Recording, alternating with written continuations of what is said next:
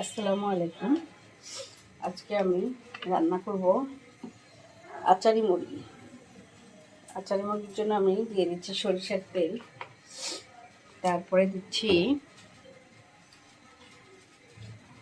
পাঁচফোড়ন,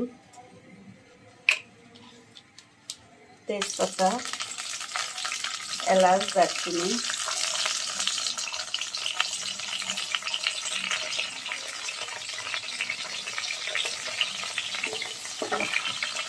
এবার দিয়ে দিব পেঁয়াজ কুচি,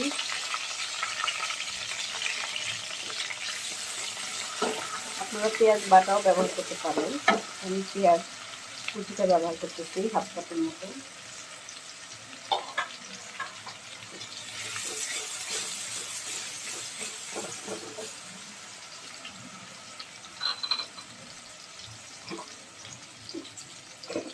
এবার দিব হলুদের গুঁড়া 1 চা চামচ,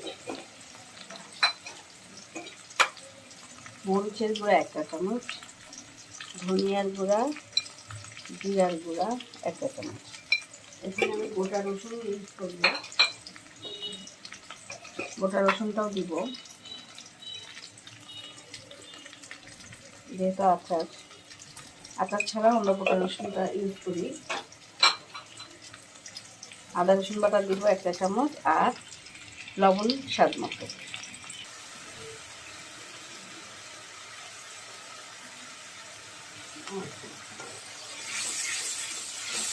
এখানে আমি টমেটোর পিউরি দিলাম হাফ কাপ, আর দিয়েছি বাটা মরিচ।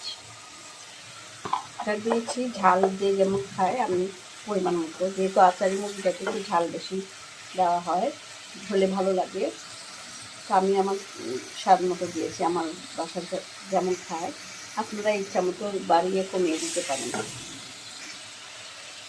এবার মুরগিগুলো দিয়ে দিব। মুরগিগুলো কেটে ভালো করে পিস করে নিয়েছি। এই আচারি মুরগিতে টুকরাগুলো যত ছোট করবেন তত ভালো হবে, স্বাদ হবে।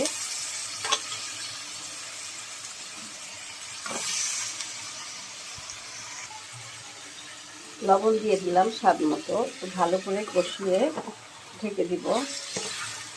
ভালো করে কষাইতে হবে, কষায়ে ঢেকে রাখবো।